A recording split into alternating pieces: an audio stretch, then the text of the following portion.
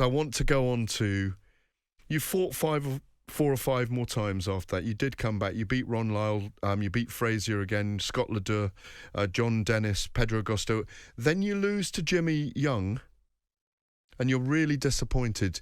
And then boxing loses you that night. And in the biopic, I don't know if it is true, but there's a moment of epiphany when you felt that Jesus was talking to you after the Jimmy Young loss. Is that for dramatic effect in the movie, or was that the moment where God truly spoke to you? That probably was the most important piece, the important piece of my life, the most important event in my life, because I've gone to Puerto Rico to defeat Jimmy Young, to go 12 rounds, to prove to everybody that I had stamina, and I lost that fight on points. Don't remember being hurt at all, going back into the dressing room, talking to myself about, now what are you going to do? You lost the fight. And I considered all the things I had acquired, and that boxing wasn't that important to me at that time, that winning, I could still go and do this, that, and the other. And then all of a sudden, death appeared in my conversation. I was talking about, I think, are you going to die? I said, die? I had so much to live for. I fought. One moment I was fighting Jimmy Young, and then in the dressing room I was fighting for my life. I didn't want to die.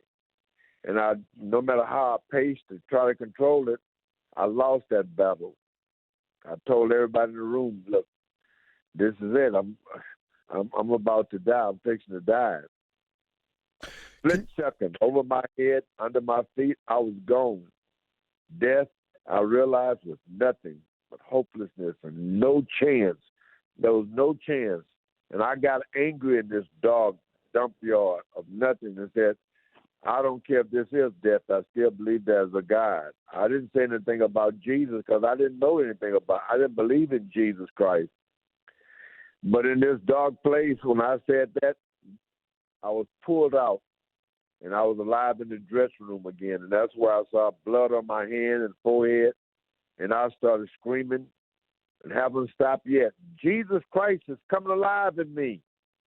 And for 10 years, I didn't even make a fist. I tried to figure out what had happened in that dressing room. It changed my life, the most important change ever. A dramatic change in you as a person, as the way you dealt with people then. I know the stories that you spoke to everyone. You did stand on street corners. You did begin to preach. You took God into your heart. You took Jesus into your hands and your heart. And from that moment, from what would have been 1977 onwards, and you were still only 28 years of age, is that the moment that your life changed and you genuinely felt blessed? That moment, everything changed. I was happy, first of all, to be alive. I guess we can all go through life and appreciate and be discontented. But this time I was happy and I knew the importance of life, number one. And then when that moment when I was dying, I hadn't said goodbye to my dear mother, my children. I had an appreciation for my children, friends and neighbors, all of the people I had mistreated before in my life. All of a sudden I wanted to tell them, look, I'm sorry. Things have changed. It made me a better person, and it's lingered to this point. In those 10 years, did you ever believe that you were going to step back into the ring or even win the world title back again at the age of 46? In 1977, when I walked away from boxing, I knew I would never go back into boxing. If you asked me then, I didn't even make a fist while I was away. I never thought I'd ever box again. Never. And obviously, over 10 years then, I think it's 18 or 19 more fights, you did fight for the world title. But first of all, and you've told me this before as well, and I want to ask you before I ask you about the Evander Holyfield fight, At what point did you put the screensaver, because I know this because you've told me, on your big computer screen in your office at home? You have a particular screensaver on there, don't you? Yeah. You know, when I left boxing, I was out of boxing for 10 years. Out for 10 years. And the only picture that I saved was Muhammed Ali knocking me down.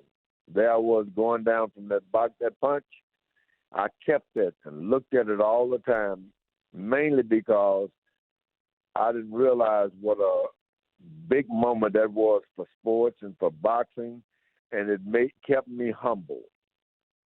That's extraordinary, George. So every time you flicked your mouse, if you know what I mean, or your computer, just before that, you would see on the screensaver big old George, big old growling, snarling George, the one that was knocking everyone out, on his backside in the ring in Kinshasa. And I never forgot that, and it made a far better person of me than if it had been me knocking him down. It's such a big statement from you, by the way. It's always stuck with me when you told me about that, because any of us at any moment in our lives can be put on our backsides, and we need to recover and come back from it and have faith in ourselves and in life around us. I like that, and that's exactly the way it is. In 1991, in April 1991, you step in with Evander Holyfield, who's moved up from cruiserweight, and in Atlantic City, New Jersey, where it was a big place for boxing at the time, you fight for the WBA, WBC, and IBF heavyweight titles. It goes the distance, even though you got a loss on points that day to Evander. Did you still know you could go on and win the world title? I really felt good. I'd had a lot of boxing matches going back up to the knockouts and the whole thing. Then after that fight going 12 rounds, Evander Holyfield was so skillful, so quick, and he reacted so good. 12 rounds. After 12 rounds, I realized if I had really put it together, I could have got him knocked out. But once that final bell rung, I realized, you know what?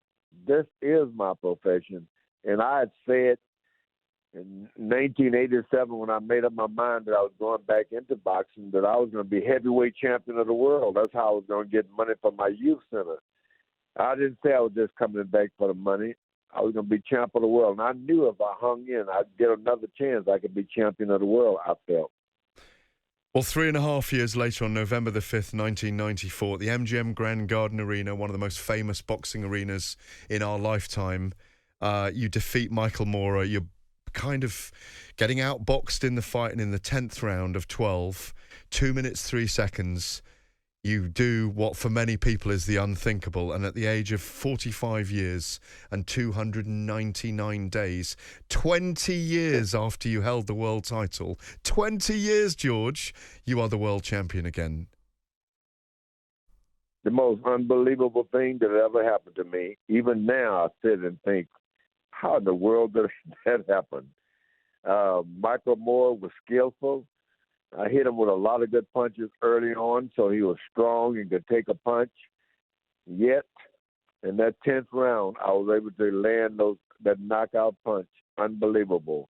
I got down on my knees, first of all, and thank God, right there in the ring. I prayed before I left my hotel room. I said, God, normally I don't say anything about religion or anything after these boxing matches, but if I win this, I'm going to get down on my knees and thank you. And I won. There I was on my knees, thankful. In the biopic that myself and the team have just watched, one of the funny moments, obviously physically, when you were in your 20s, up to 30, you were a huge Adonis, if I can describe you as that, physical Adonis. But one of the funny moments was you saying, I'm a bit worried. When you came back, you were worried about people, when you took your robe off, seeing your belly. But in the biopic, they just chant for George, really big George. Is that true? Yeah, the years that I was out of boxing for 10 years, I had discovered how delicious cheeseburgers were. Ice cream, all of the things I didn't dare touch when I was boxing for 10 years. I had like one big party after the other with barbecue. And I'd gained all that weight. I got to train and lost as much as I could. But when it was time to take off my robe, I said, man, I don't know about this. Harder than the boxing match was to take off my robe. There's a very touching moment in the film about, and I know how close you were to Muhammad Ali in the end, where you both talk by the pool and you say, listen, I'm not fighting at the moment. It was when he wanted you to come back and fight him. I think he wanted you to get Norton out of the way. That's what it was, wasn't it? That's true. Yeah. What did he mean to you? What does he mean to you? And what did your association with Muhammad Ali do for you? And how close were you two in the end? Well, after my boxing career was over, we started chatting and talking. And one of the moments was he tried to convince me to come back to beat Ken Norton. He said, I can't beat him, George. If you beat him, he made all kind of promises to me. And I told him I wouldn't do it, but we continued talking on the phone, meeting one another whenever we could. And it became one of the most lovely friendships I've ever had. To this day, I miss him. That's my friend, Muhammad Ali. Really, we were great friends. You've told me before as well, even though you lost to him in the Rumble in the Jungle, he's proved to be something of a blessing to you in your life? Muhammad was one of the most exciting human beings I've ever met in my life. You see him and coming into the room, you automatically get excited. And it was a blessing that I met him. And even now, his children, all of his children and me are pretty good friends. And who had more grandchildren in the end? Because you used to have a little argument, you used to have a little competition over that. He's competitive, you know. That boy never stopped being competitive. He asked me, how many grandkids you have? I said, I hang up hold up my hand, I have 4. He said, I have 5. He always wanted to compete. Yeah, he'd ring you up of a morning when he was feeling good, wouldn't he? And say, I've got 12 now. How many have you got, George? Yeah, the competition never ended. He loved to talk to me. And then he got to the point where he didn't speak much. Mm. And I'd call him up. I said, man, I want a rematch. He said, you crazy. I said, so how's your wife? He'd say, she crazy. That guy never lost his sense of humor. What a wonder. What a wonder, man. Well, in the blue ribbon division, then you men really were the kings. And if I can just finish off by asking, George, and you will always be the kings, it's considered, your era is considered the golden age of heavyweight boxing. I know that you keep an eye on it today. Occasionally I've asked you about Anthony Joshua and Tyson Fury and Deontay Wilder and some of the others. Do you have any thoughts on the heavyweight division at the moment? Are they not making enough fights? Are they not making them quickly enough? You all fought each other, of course.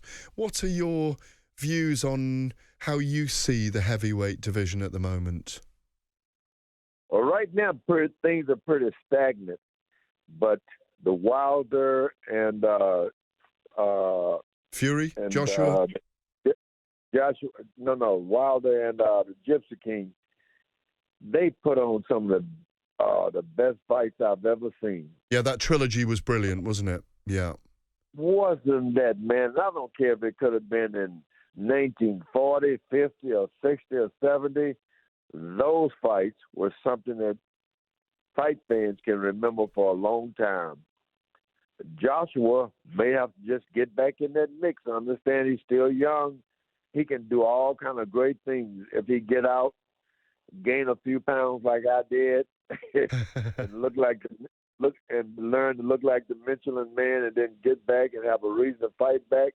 I think the last of him is not been heard. Will not have not been heard yet. And can we compare someone like Alexander Usyk then to maybe Joe Frazier at the time, the smaller heavyweight in the group, and that he has his place as well. Yeah, they're all pretty good. All pretty good. I think, they got to get in there and get tangled up with these big guys first before you put them in the mix. But I'm really happy with the heavyweight division. I really am. Finally, George, and really do appreciate so much your time today. It's wonderful to speak to you. You are one of the icons of global sport and one of the greats of our sport, of the noble art of boxing. How do you like to be remembered in the ring, and is it any different how you want to be remembered outside it now as well? Oh, I had a lot of fun, especially after those boxing matches were over. Boy, what a time in my life. And to be able to train and get in shape and go in front of all of those audiences, millions of them around the world, if I can be remembered as, boy, I had a good time. And, of course, now my life is pretty complete. I'm a minister. I preach every Sunday. I'm in Sunday school. And that is something to be remembered about. But I've had a lot of success. Never could have had it without boxing.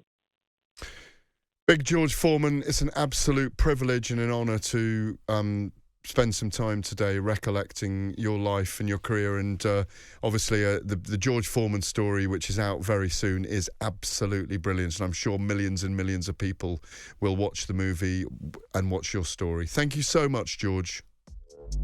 Thank you. Thank you. Bye-bye.